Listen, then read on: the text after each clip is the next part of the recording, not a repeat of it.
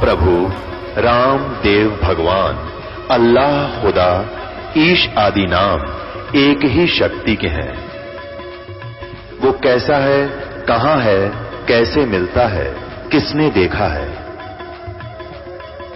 ये प्रश्नवाचक चिन्ह पूर्ण रूप से हटाने के लिए अवश्य सुनिए जगत गुरु तत्वदर्शी संत रामपाल जी महाराज के अमृत वचन, सर्व पवित्र धर्मों के पवित्र शास्त्रों के आधार पर। परम पिता परमात्मा पूर्ण ब्रह्म सारी सृष्टि के रचनहार, सर्व दुख भंजन, सर्व सुखदाता,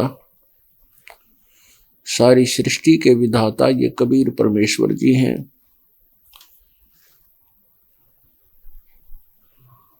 उसी कबीर परमेश्वर जी की असीम कृपा से आप पुण्यात्माओं को यह सत्संग उपलब्ध हुआ। पुण्यात्माओं, हम जिस लोक में रह रहे हैं ये लोक ठीक नहीं है, ये अपना निज स्थान नहीं है। हम तत्व ज्ञान के अभाव से इसी प्रोसेस को, इन्हीं क्रियाओं को हम अंतिम मान चुके हैं। जन्म हो जाना, संतान की इच्छा संतान हो जाना, फिर उनका विवाह शादी कर देना, फिर उनकी संतान की कामना करना, फिर हमारी मृत्यु हो जाए, कोई प्रॉब्लम नहीं। क्योंकि हमें तत्व ज्ञान नहीं था, जिस कारण से हम इसी प्रोसेस को, इन्हीं क्रियाओं को फाइनल मान लिया, अंतिम मान लिया, और इन्हीं पर दृढ़ होकर के हम क्रियावान कर लिया इनको, हम इन पर प्रयत्नशील रहे। परमात्मा स्वयं आते हैं, इस काल के द्वारा भ्रमित आत्माओं को, प्यारी आत्माओं को वो स्वयं ही यथार्थ ज्ञान बताते हैं कि ये तुम्हारा स्थान नहीं है, यहां तुम्हारे साथ धोखा किया हुआ है। आप जी को एक विशेष नशे के अंदर प्रभावित करके आपको यहां रोका हुआ है। इन तीन गुणों का प्रभाव प्रत्येक प्राणी के ऊपर है। रजगुण ब्रह्मा जी का, विष्णु जी से सतगुण का, और शिव जी से तम गुण का। और इन तीनों गुणों के प्रभाव से हम यहाँ बंधे पड़े हैं। हमें और कुछ भी दिखाई नहीं दे रहा।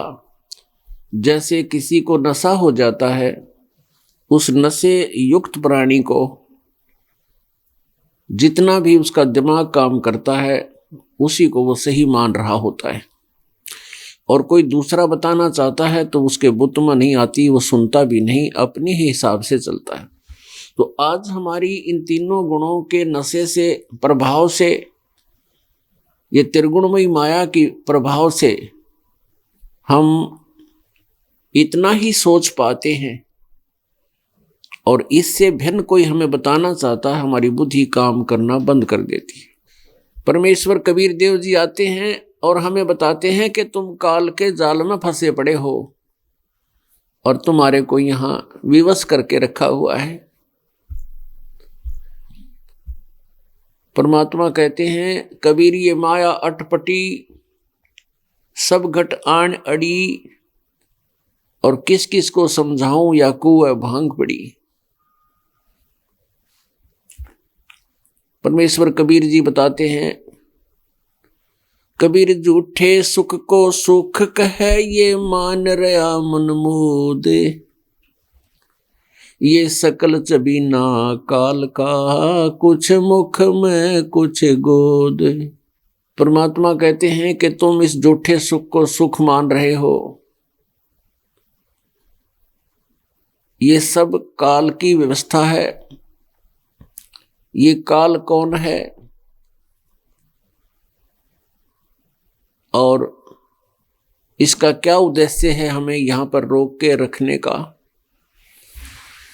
श्रीमद् भगवत गीता अध्याय नंबर 11 के श्लोक नंबर 32 में यही काल बोल रहा है श्री कृष्ण जी में प्रवेश होकर। श्री कृष्ण जी के शरीर में प्रवेश करके यह काल बोल रहा है। ये कह रहा है कि अर्जुन, मैं बढ़ा हुआ काल हूं, मैं काल हूं, और अब देखो मैं ऐसे अपना एक विराट रूप दिखा रहा हूं, और मैं अब प्रवृत्त हुआ हूं। इन सभी सेनाओं के योद्धाओं को, सैनिकों को, इन सबको मैं मारूंगा। तू ना युद्ध करेगा तो भी मैं इनको मार डालूंगा, तुझे तो मैंने निमित्त बनाया है। पुण्यात्माओं, श्री कृष्ण जी काल नहीं थे। उन्होंने पहले भी कभी अपने आप को काल नहीं कहा, और महाभारत के युद्ध के बाद भी उसने कभी अपने आप को काल नहीं कहा।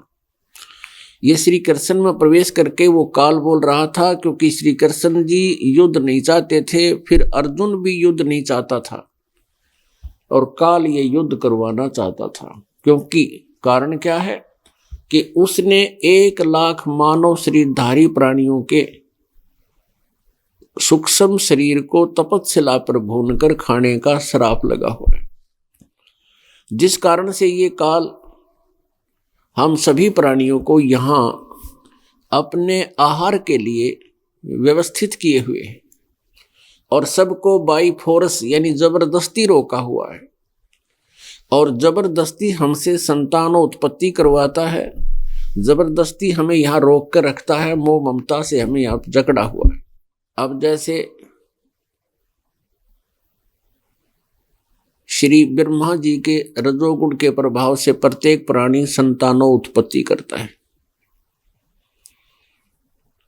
ये जीव के बस की बात नहीं है। जैसे किसी व्यक्ति को कोई नशा हो जाता है, वो कैसे चलता है, कैसे बोलता है, वो उसके बस से बाहर है। तो ऐसे इन तीनों गुणों से जीव प्रभावित है, जीव के बस की बात नहीं है। ये तीनों देवता ऊपर अपने अपनी नगरियों में रहते हैं। ब्रह्मा जी ब्रह्मापुरी में, विष्णु जी विष्णुपुरी में, और शिव जी शिवपुरी में, यानी इनके लोक हैं, शिवलोक, विष्णुलोक, ब्रह्मालोक। और वहां बैठकर ये हम 3 लोक के प्राणियों को, पृथ्वीलोक, स्वर्गलोक और नीचे पाताल लोक के प्राणियों को व्यवस्थित किए हुए हैं। उनसे निकल रहे वो गुणों की जो तरंग है, गुणों की जो प्रभाव है, वो हम तीनों लोकों के प्राणियों को प्रभावित कर रही है। जैसे किसी मकान में 3 कक्ष हों, 3-4 कक्ष हों, एक रसोई होती है, रसोई में छौंक लगता है मिर्चों का, और मूल वस्तु तो रसोई में होती है साकार, और उसका जो गुण का प्रभाव वो निराकार रूप में अन्य कक्षों में बैठे हुए प्राणियों को भी प्रभावित करता है। उनको छींकें आनी शुरू हो जाती हैं, तो वो छींकों को रोकना उस व्यक्ति के बस की बात नहीं है, क्योंकि वो मिर्चों के प्रभाव से वो छींक आएगी ही आएगी। ऐसे ही समझो, ये तीनों भगवान अपने अपनी नगरियों में, अपने लोकों में विराजमान रहते हैं, और वहां से उनके शरीर से निकल रहे गुण, ये तीनों गुण प्रत्येक प्राणी को यहाँ उस मिर्चों वाली छौंक की तरह प्रभावित करते हैं, विवश करते हैं। जीव के बस की बात नहीं। जैसे जब रजोगुण का प्रभाव होता है तो ये व्यक्ति संतानों उत्पत्ति करता है। आप देखते हो इसके विवश होकर के कितने कितने जुल्म कर ठानता है, और फिर यहाँ संसारिक सुख की चाह भी रजोगुण के प्रभाव से ही करता है। कार कोठियों की, ज्यादा धनवान बनने की ये इच्छा भी रजोगुण से होती है। फिर दूसरा गुण है सतोगुण। सतोगुण के प्रभाव से हम एक दूसरे में मोह इतना पैदा कर लेते हैं, हो जाता है बस की बात नहीं। बच्चों में ममता, संपत्ति में अपनापन, पत्नी में मोह, पति में मोह, बेटा बेटियों में मोह, माता पिता के अंदर ममता। तो जिस कारण से हम यहाँ एक दूसरे से चिपके रहते हैं और धीरे धीरे सभी को ये खा जाता है, हमारे पल्ले कुछ नहीं रहता। और तीसरा जो तमोगुण है वो भी हमारे अंदर प्रभावित रहता है। छोटी सी बात पर झगड़ा ठान लेते हैं, ना जाने के कहर टूट जा, कितना झगड़ा बढ़ जाता है, हिंसाएं हो जाती हैं, मृत्यु हो जाती है। तो ये काल करवा रहा है और इन तीनों गुणों के प्रभाव से हम सभी यहाँ प्रभावित हैं, जीव यहाँ विवश है।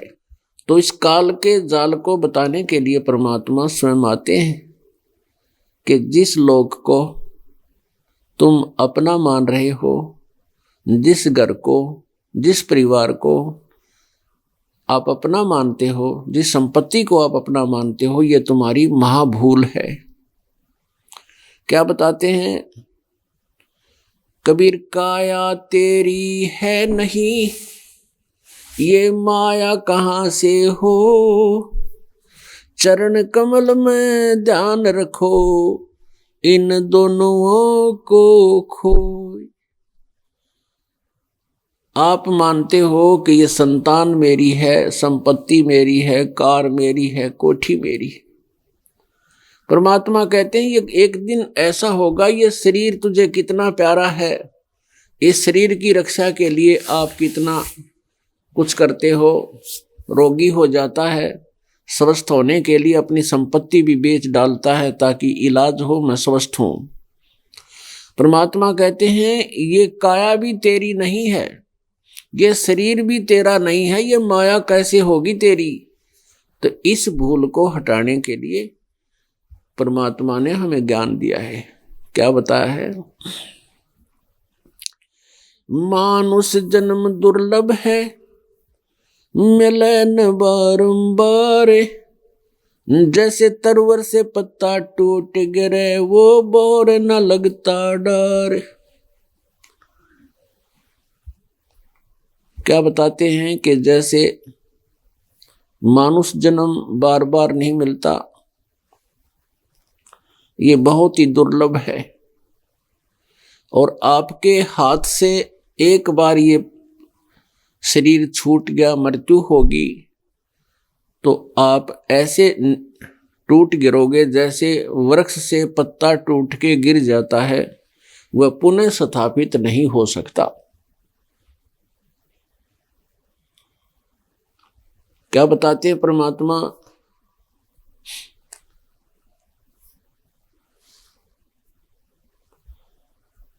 पतझड़ आवत देख कर बन रोवे मन माही, ऊंची टहनी पात थे, अब वो पीले हो जाही।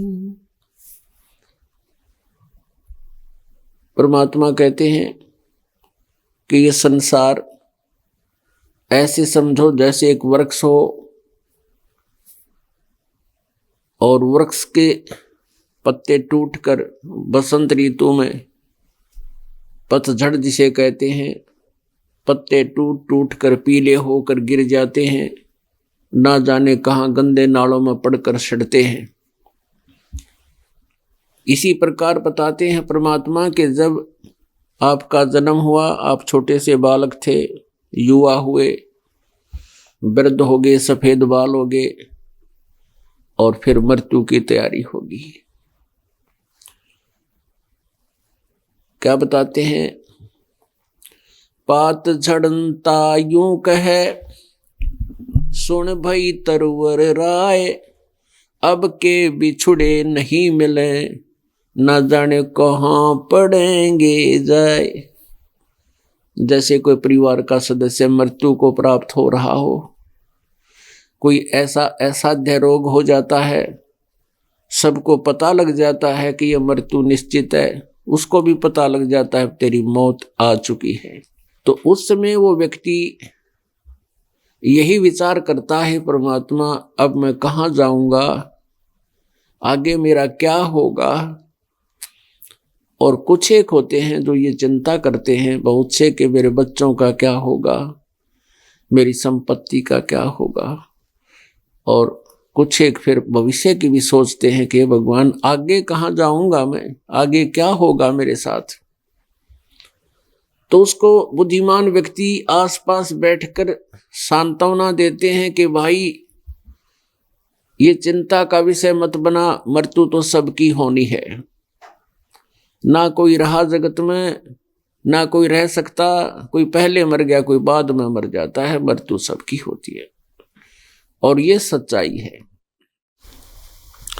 इसी प्रकार परमात्मा हमें एक वृक्ष का उदाहरण देकर बताना चाहते हैं। पात झड़नता यूं कहे, सुन भई तरवर राय, अब के बिछुड़े ना मिले, ना जाने कहां पड़ेंगे जाए। अब तरवर कहता पात से, सुनो पात एक बात, यहाँ की यह रीति है, एक आवत एक जात। अब परमात्मा कबीर जी, कबीर भगवान हमें कितने अच्छे तरीके से समझाना चाहते हैं कि इस काल के लोक में, इस ब्रह्म के लोक में, ये एक यहाँ की रीति है, हार्ड एंड फास्ट रूल है, फाइनल रूल है इसका, कि जन्म और मृत्यु सदा बनी रहेगी। यहाँ की यह रीति है, एक आवत एक जात। जैसे बसंत ऋतु में जो पहले वाले पत्ते होते हैं वृक्षों के, वो पीले होकर अपने आप टूट टूट कर झड़ जाते हैं, वो तो चले जाते हैं। कोई कहीं झाड़ बोझड़ों पर जा रहता है, कोई नीचे गंदे नालों में कट जाता है, पैरों के नीचे, पशुओं के नीचे कटता है, गल जाता है। और उसके तुरंत बाद ही फिर छोटी छोटी कोपल फूट आती है और फिर वृक्ष हरा भरा हो जाता है। और वो पत्ते एक वर्ष वो भी उसमें उछल कूद मचा लेंगे, फड़फड़ फड़फड़ कर लेंगे, 1 साल के बाद वो भी फिर इसी प्रकार दुर्गति को प्राप्त होंगे। तो क्या बताते हैं कि जैसे बूढ़ा मर गया, पोता पोती हो गए, ऐसे ही एक दिन वो पोता पोती भी वृद्ध होकर के ऐसे ही चले जाएंगे और उनके फिर आगे से नीची कोपल फूट आएंगी। तो यहाँ बताते हैं, तरुवर कहता पात से, सुनो पात एक बात, यहाँ की यह रीति है, एक आवत एक जात। पोता आ गया, दादा की टिकट कट गई।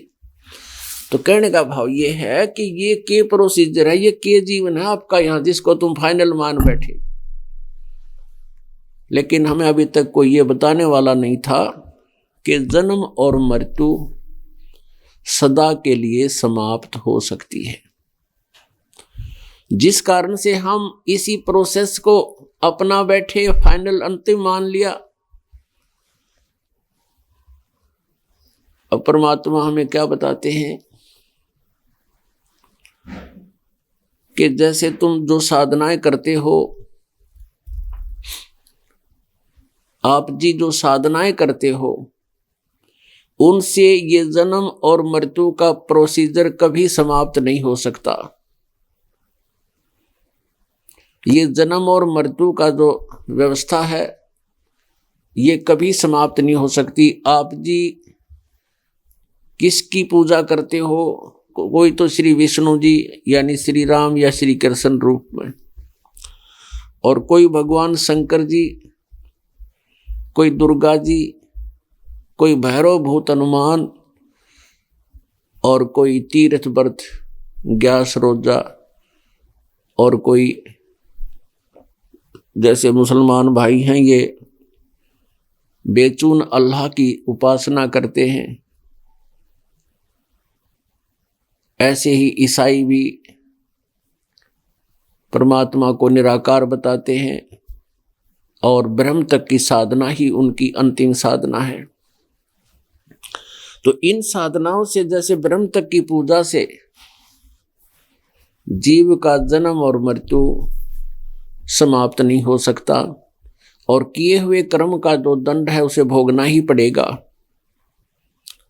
किसी के पूर्व जन्म के पुण्य है तो पुण्य मिलेंगे, उनके पाप के कारण कोई संकट कष्ट है तो कष्ट भोगना ही पड़ेगा। एक पूर्ण परमात्मा है, पूर्ण परमात्मा परम अक्षर ब्रह्म कबीर देव कबीर साहब ही हमारे इस जन्म और मृत्यु के रोग को सदा के लिए समाप्त कर सकते हैं। और जब तक आप यहाँ रहोगे इस संसार में, तो आपके ऊपर आने वाले जो प्रारब्ध में प्रारब्ध होता है, जो आपकी किस्मत में लिख रखा है, इस मनुष्य जीवन के अंदर आपके पुण्य और पापों का दोनों का एवरेज मिला के, जैसे संचित कर्म आपके पहले रखे हुए हैं, संचित हैं, जो पहले जन्म जन्मांतर के आप जिन इकट्ठे किए हुए हैं, वो आपके पुण्य अलग रखे हैं, पाप अलग रखे हैं भगवान के दरबार में, और उनका अकाउंट है। तो उनमें से जैसे जिसके पाप ज्यादा हैं तो उनमें से एवरेज पाप ज्यादा ले लिए, और जिनके पुण्य कम हैं तो पुण्य कम, दोनों को मिलाकर एक जीवन मनुष्य का दे दिया। तो जिनके पाप ज्यादा हैं उनको दुख ज्यादा हैं, जिनके पुण्य ज्यादा हैं उनको सुख ज्यादा हैं, उसी रेशों से। लेकिन दुख और सुख दोनों को ही है।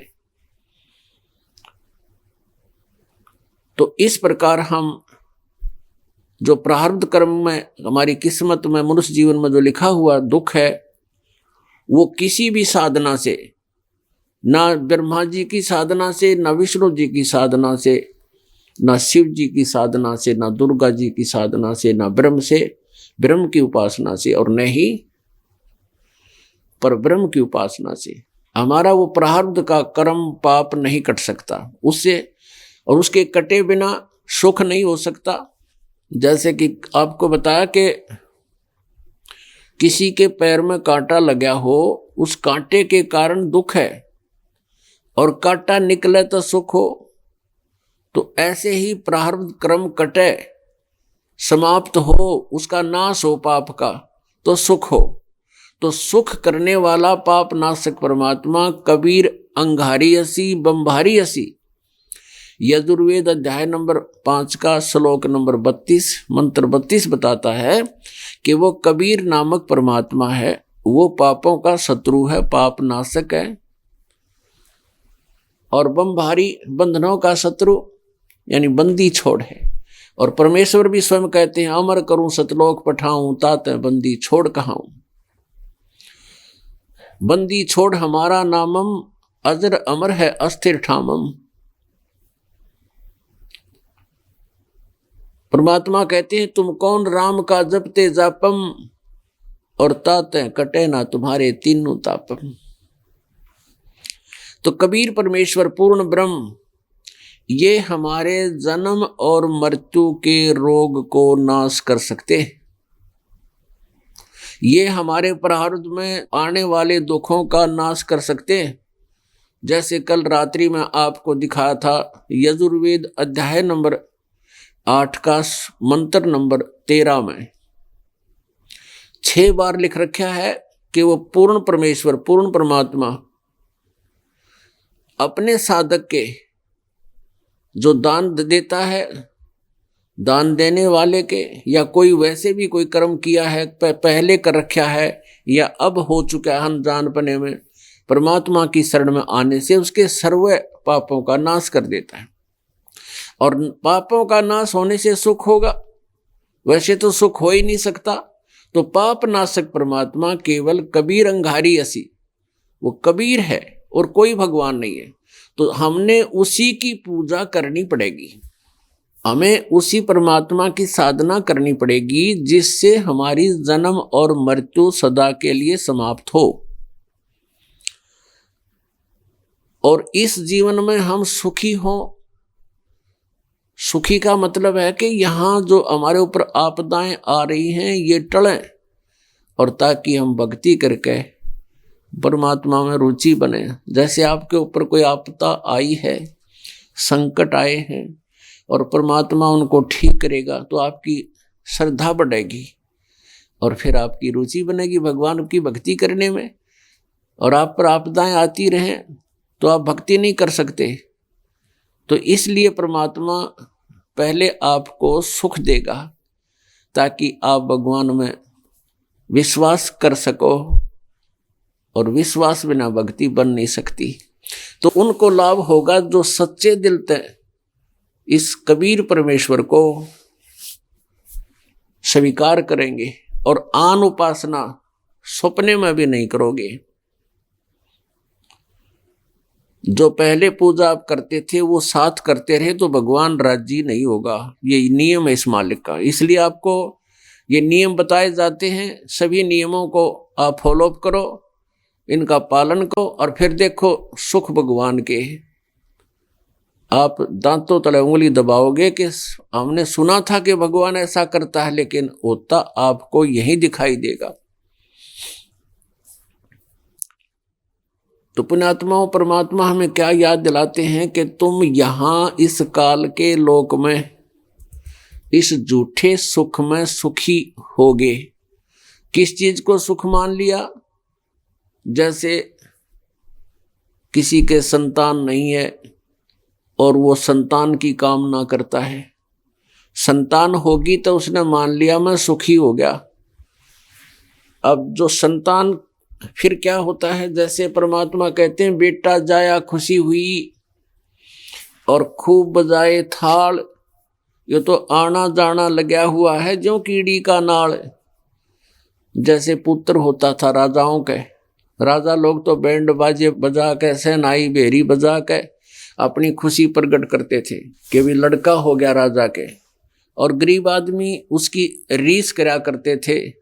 इतना ब्यों तो होता नहीं, बाजे बजवा दे। वो लड़का होने की खुशी में थाली बजाया करते, थाली डंडी तक। आस पास पता लग जाता कि उनके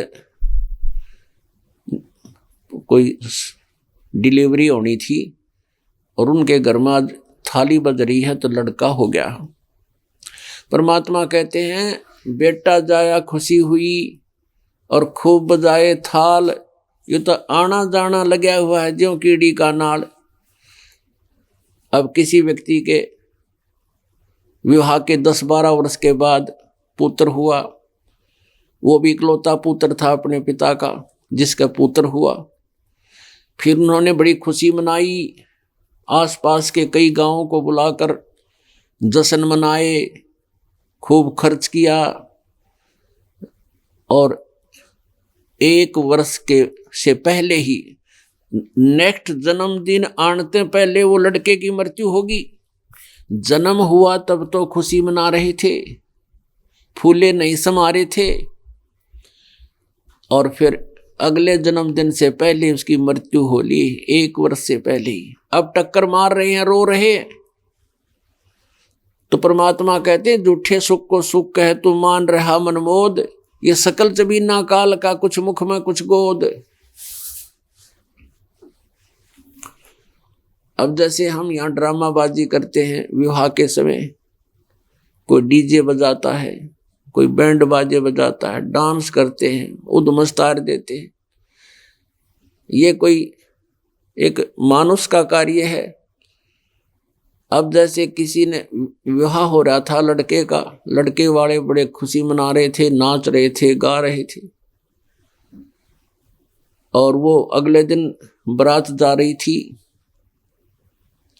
रास्ते में दुर्घटना होगी, दूल्हा भी मारा गया और एक ही उसी परिवार के 3-4 सदस्य और मारे गए।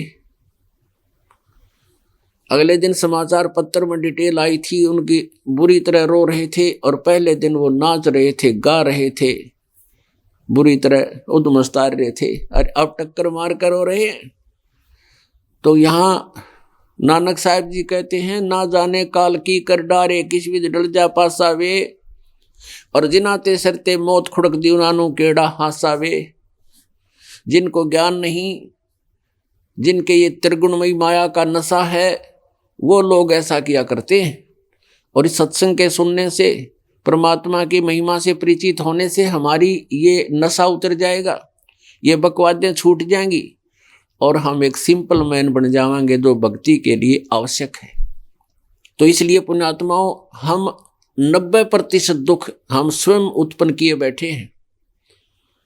बीड़ी, शराब, मांस, तंबाकू का प्रयोग इस जीव के लिए महा हानिकारक है और इसका शत्रु है भक्ति का, और ये सभी कर रहे हैं। लगभग 90% अवश्य कर रहे हैं। शराब पीने वाला ना जाने कितना नुकसान कर देता है, आप भी दुखी, परिवार को दुखी करे, रिश्तेदारी तक भी तंग हो जाते हैं उससे, और घर का नाश करे। तंबाकू प्रयोग कभी नहीं करना चाहिए, ये बहुत खतरनाक बताया है, शरीर के लिए भी, समाज के लिए भी। वातावरण में प्रदूषण सबसे ज्यादा तंबाकू के धुएं से होता है, और शरीर में सबसे ज्यादा हानि इस तंबाकू से होती है। भक्ति में सबसे ज्यादा बाधक तंबाकू है, इसका धुआं है, और शराब तो है ही नाश करने वाली, और मांस तो भूल कर भी छूना नहीं चाहिए था।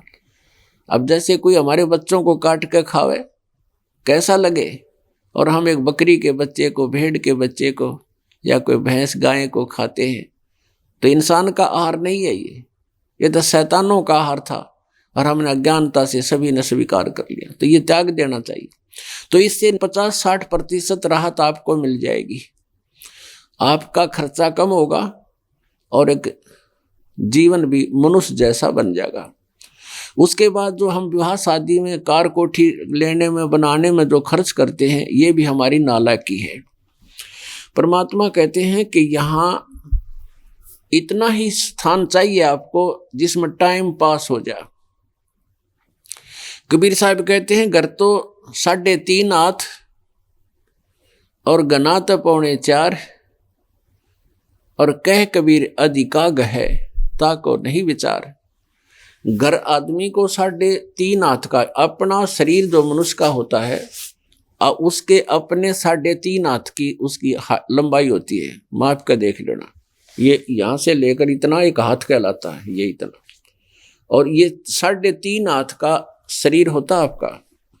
तो परमात्मा कहते हैं, आपने अपने शरीर को आपदाओं से बचाने के लिए, गर्मी सर्दी से बचाने के लिए 3.5 हाथ लंबा घर काफी है, और गणा करे तो 4.25 हो जाए।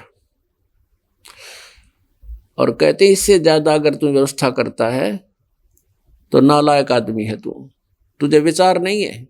अब जैसे एक व्यक्ति ने कोठी बना रखी, और डींग मारे उसके रिश्तेदार कहने लगे उसका 12 कमरे हैं, 4 तलर, 4 ऊपर, 4 और तीसरी मंजिल पर, और वो सोए कहाँ है, एक 4पाई पे, एक कमरे की कोण में, और बाकी वो वैसे ही पड़ा, उसने शर्मा मारेगा, बता क्या करेगा वो।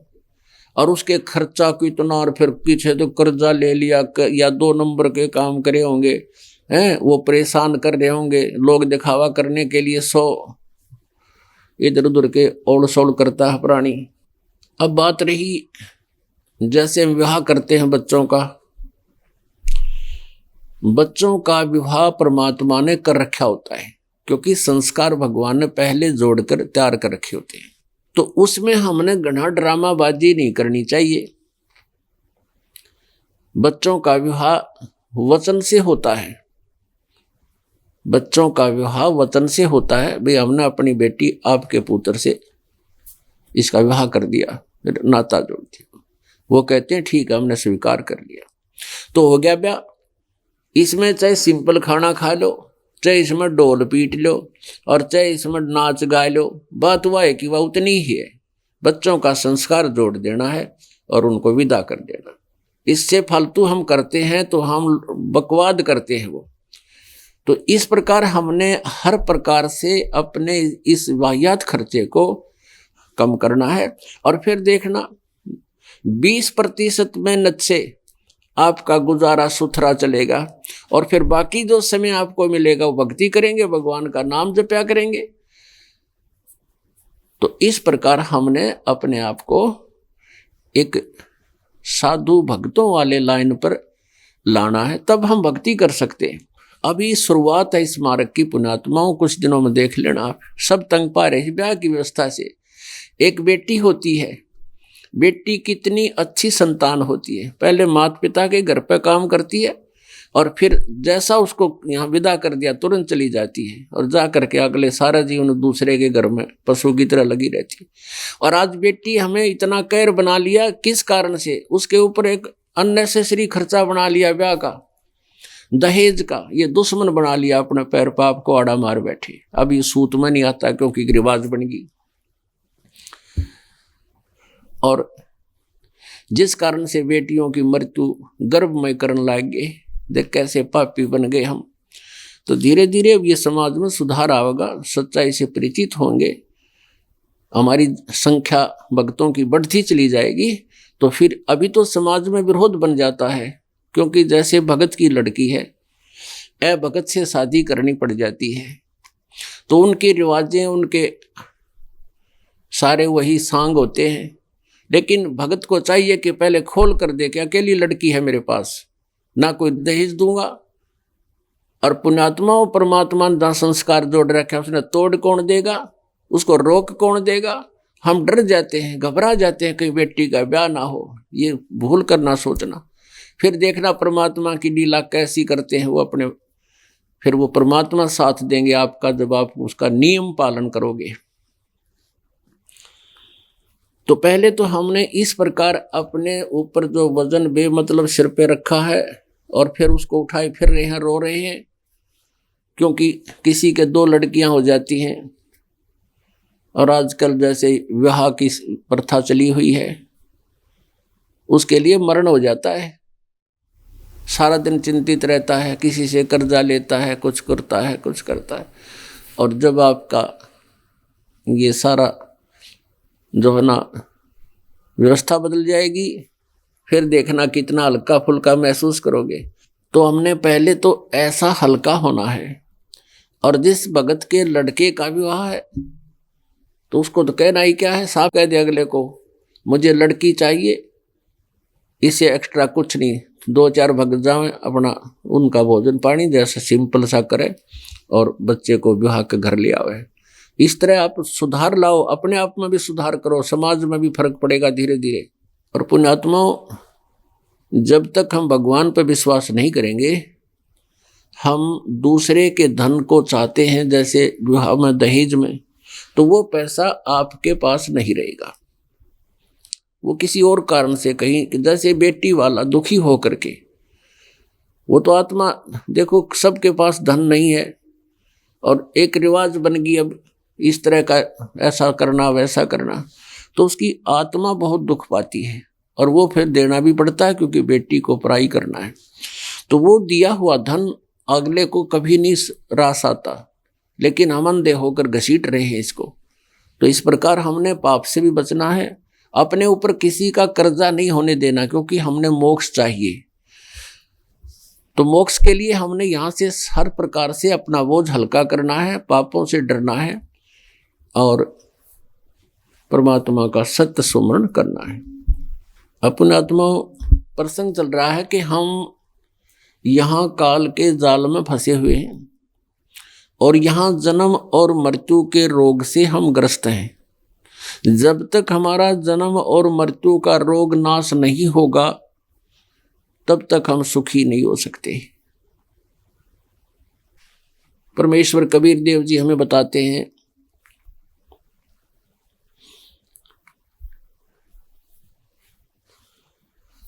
दुख में सुमरण सब करे, सुख में करे ना कोई, जय सुख में सुमरण करे तो दुख काहे को होवे। कबीर सुख में सुमरण किया नहीं, दुख में करते याद, कहे कबीरता दास की ही कौन सुने फरियाद। परमात्मा कहते हैं, जब तुम इस झूठे सुख को सुख मान रहे हो, क्योंकि घर में कोई आपत्ति आई नहीं, शरीर स्वस्थ है, तब तक तो आप भक्ति करते नहीं।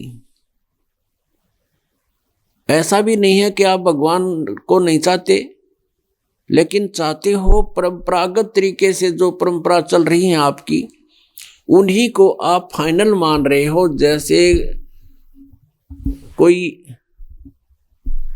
किसी देव को पूजता है, कोई ईष्ठान को पूजता है, तो 1 वर्ष में या 6 महीने में वहां मत्था टेक आना, वहां 100-200 रुपये चढ़ा देना और सुबह शाम को छोटी मोटी आरती कर लेना, तो उसको हम पूजा मानकर उसी पर आश्रित हैं और फिर भी हमें सुख हो रहा है। जैसे एक इष्ट की पूजा पूरा गांव कर रहा है और उस गांव में कुछ ऐसे व्यक्ति हैं जो उनको करते करते भी महादुखी हैं, तो वो उनको छोड़कर फिर कहीं और भी ट्राई करते हैं कि कहीं हमें राहत मिले। और जो सुखी हैं,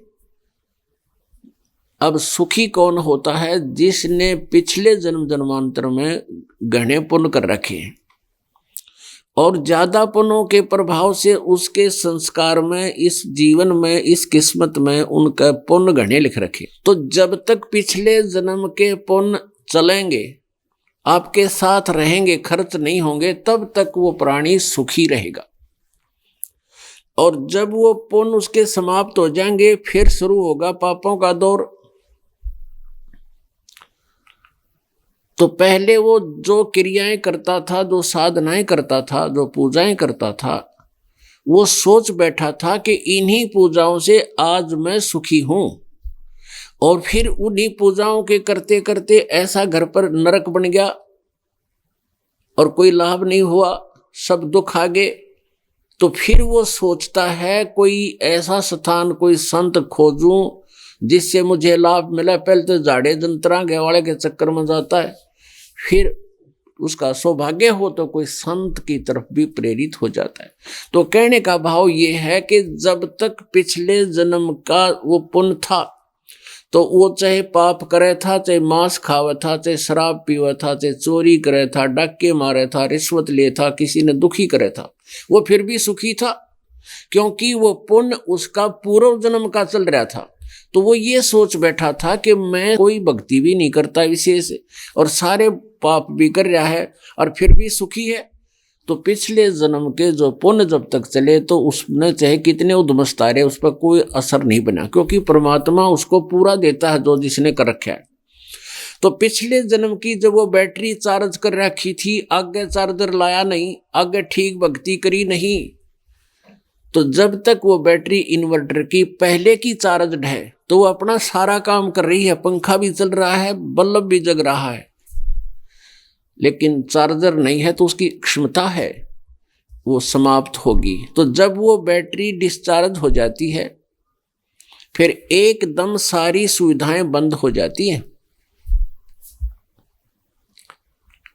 फिर ना पंखा चल रहा है और ना बल्ब जग रहा है।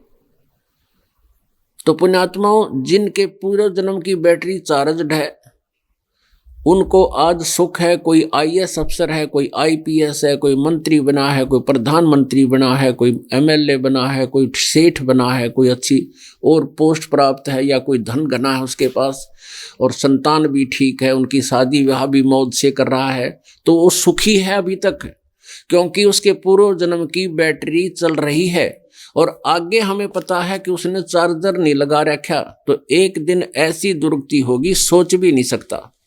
जैसे सन 2005 में हरियाणा के 2 मंत्री, एक तो हिसार का बहुत बड़ा सेठ इंडस्ट्रियल था,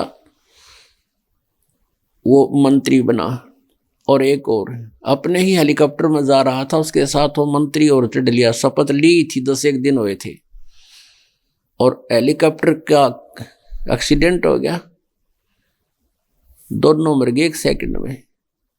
अब उससे पहले उन्हें सोचा भी ना था कि थरीगल न्यू बनेगी, क्योंकि नए नए मंत्री पद की शपथ ली, पता नहीं क्या उमंग थी। तो परमात्मा कहते हैं झूठे सुख को सुख है, ये मान रहा मनमोद, ये सकल चबीना काल का, कुछ मुख में कुछ गोद। अब पीछे आपने अखबारों में पढ़ा, एक पोलैंड देश का पूरा मंत्रिमंडल, यानी 95 सदस्य थे, एमएलए एमपी मंत्री, और एक ही जहाज में बैठ कर कितने शोक व्यक्त करने जा थे किसी का,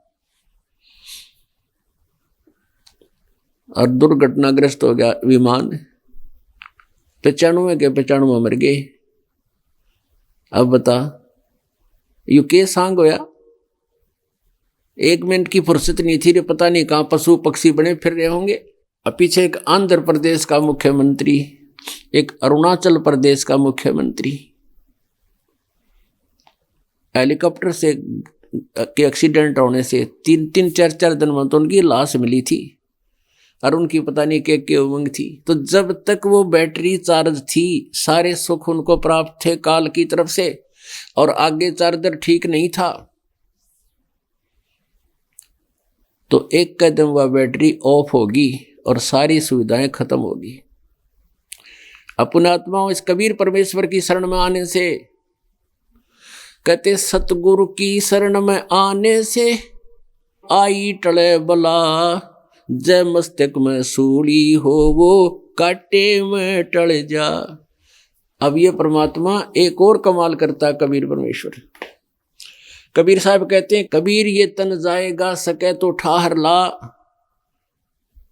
एक सेवा कर पूरे संत की और फिर गोविंद के गुण गा। अब ठाहर कैसे लगती है? जैसे आपकी आयु समाप्त होगी, आपके प्रारब्ध में लिख रखे हैं और आपने उपदेश ले लिया परमात्मा का। आपका उद्देश्य इस ज्ञान से केवल इतना रह जाएगा, हे परमात्मा अगर हमें और जीवन मिले तो आपकी भक्ति करें। अभी तक तो हमने काल के ही डले डोए हैं, अब आपका ज्ञान हुआ है प्रभु, आप उचित समझें तो अपने दास को अगर जीवन दान दें तो आपकी भक्ति करवाना। तो इस भाव से जब आप प्रार्थना करोगे, अवश्य करनी पड़ेगी, क्योंकि आपको पता चल जाएगा कि भक्ति मनुष्य जीवन मिला ही भक्ति के लिए। तो ये परमात्मा कबीर परमेश्वर पूर्ण ब्रह्म आपकी आयु भी बढ़ा देगा। आयु कैसे बढ़ेगी? परमात्मा बताते हैं कबीर जी के, जैसे कबीर ये तन जावेगा सके तो ठाहर ला, एक सेवा कर परम संत की, यानी उसकी शरण में आकर पूजा कर और फिर गोविंद के गुण गा। कौन से गोविंद के? परम अक्षर ब्रह्म के, जो हमें सुख दे सकता है, हमारे पाप नाश करता है, हमारी आयु बढ़ा सकता है। तो जैसे पहले पुराने समय में हम देखा करते थे, हमारे जो पूर्वज थे उनके घरों में छत देते थे, उसका सतीर लगाते थे, एक वुडन बीम होता था सतीर, और कड़ियों की छात होती थी, बैटन, वुडन बैटन बोला करते हैं, लकड़ी की कड़ी। और उनमें से कई बार क्या होता था कि कोई सतीर, वो सतीर क्रैक हो जाता था या कोई कड़ी क्रैक हो जाती थी, तो कड़ी टूटने का खतरा होता था, कड़ी या सतीर टूटने का खतरा होता था। तो क्या करते थे, उसके बीच में एक बल्ली ला देते थे, मोटी लकड़ की बल्ली, या कोई नया पिलर चिनके ईंटों का, बाद में तो ऐसा करने लगे, नहीं पहले ईंटें नहीं थी, तो उसमें नीचे बल्ली लगा देते थे मोटे लकड़ की, और नीचे से उसको छत उस सतीर के अड़ा देते थे, ठोक देते थे उसको, तो वो उसको ठाहर लगी, उसको सपोर्ट मिल गया। फिर वो सतीर और वो छत मनमाना 20 वर्ष तक ना टूटे, और वो ठाहर ना लगती तो सतीर टूट जाता, सारी छत गिर जाती। तो परमात्मा कहते हैं कि आपकी आयु रूपी जब सतीर टूटेगा, जब ठाहर नहीं ला रखी तो वो टूटेगा, फिर आपकी मृत्यु होगी ही होगी।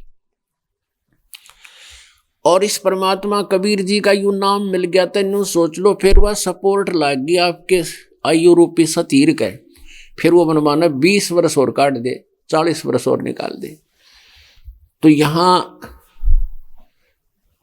और केवल एक परमात्मा है, वो पूर्ण ब्रह्म है, परम अक्षर ब्रह्म है, वही हमारी इस आयु को भी बढ़ा सकता है।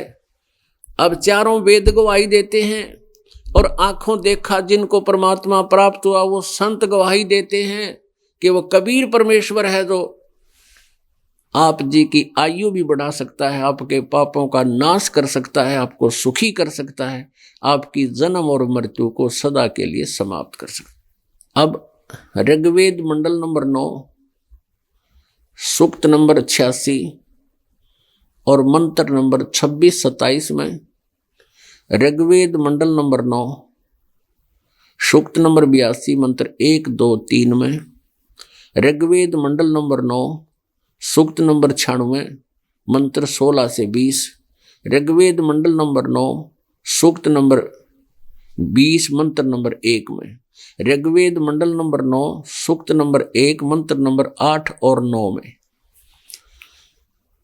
और भी अनेकों स्थानों पर क्या बताया गया है, इसका सारांश बताते हैं थोड़ा सा सिंपल में, शॉर्ट में, संक्षिप्त में, कि पूर्ण परमात्मा कबीर देव है, कबीर साहब है, और वो ऊपर तीसरे मुक्ति धाम यानी सतलोक में रहता है, उस अमर धाम में रहता है, सनातन परम धाम में रहता है, और वहां से गति करके आता है, वहां से चलकर आता है, और अपनी नेक आत्माओं को, जो दृढ़ भक्त होते हैं, पक्के भगत, उनको मिलता है, फिर उनको ज्ञान देता है। वो परमात्मा पाप नाशक है और उनको ज्ञान देता है, और वो परमात्मा तीन प्रकार से अपना जो है ना व्यवस्था करता है, 3 प्रकार के शरीर में। एक शरीर उनका सतलोक में है, वो इतना तेजों में है कि करोड़ सूर्य मिला दे, करोड़ चंद्रमा, तो भी उनके एक रोमकूप की शोभा अधिक है, उसकी रोशनी ज्यादा है।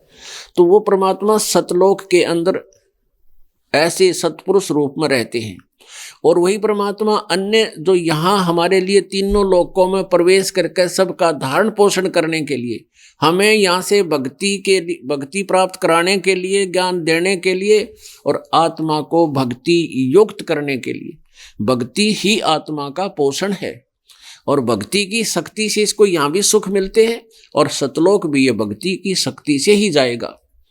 तो उसके लिए उनका अन्य और 2 प्रकार से आते हैं। एक तो एक युग में, प्रत्येक युग में वो परमात्मा एक लीला करते हैं, एक शिशु रूप धारण करके एक आम व्यक्ति की तरह, बच्चे की तरह धीरे धीरे लीला करते हुए बड़े होते हैं। जैसे कलयुग में सन 1398 में, संवत 1455 ज्येष्ठ सुदी पूर्णमासी, जेठ तृतीया की पूर्णमासी को वो परमात्मा अपने अमर लोक से, सनातन परम धाम से, सतलोक से चलकर यहाँ आए, एक कमल के फूल पर शिशु रूप धारण किया, एक बालक का रूप धारण किया। वहाँ से उनको नीरू नीमा नाम के एक दुल्हा दंपति जो निसंतान थे वो उठा कर ले गए। धीरे धीरे लीला में तरीके से परमात्मा बड़े हुए, और जब वो 25 दिन के हो गए तब तक उन्होंने कुछ भी आहार नहीं किया। माता पिता चिंतित हुए, जो मुंह बोले माता पिता थे। फिर परमेश्वर ने लीला की, एक कुंवारी गाय लाई गई, और कुंवारी गाय ने फिर दूध देना शुरू किया, और कुंवारी गाय का दूध परमात्मा कबीर जी ने पान किया। ये नियम है कि वो परमात्मा जब आता है शिशु रूप धारण करके, वो ऐसी लीला करता है। ऋग्वेद मंडल नंबर 9 सूक्त नंबर 1 मंत्र नंबर 8-9 में यही प्रमाण दिया है कि वो परमात्मा एक तेजोमय शरीर को, सुंदर शरीर को प्राप्त होकर के यहाँ प्रकट होता है, और उसका 3 प्रकार 3 सतिथि में वो सबका धारण पोषण करता है। प्रथम सतिथि सतलोक में आपको बता दी, करोड़ सूर्य करोड़ चंद्रमा मिला दे, उनके रोमकूप की शोभा इतनी होती है। दूसरी सतिथि है कि वो एक शिशु रूप धारण करके यहाँ आजीवन एक लीला करता है, एक मनुष्य की तरह पूर्ण रूप से युवा होते हैं, फिर अपने प्रचार करते हैं, अपना हाथ से कार्य करके जनसाधारण की तरह कर्म करते हैं, और प्रचार भी अपने ज्ञान का वो करते रहते हैं।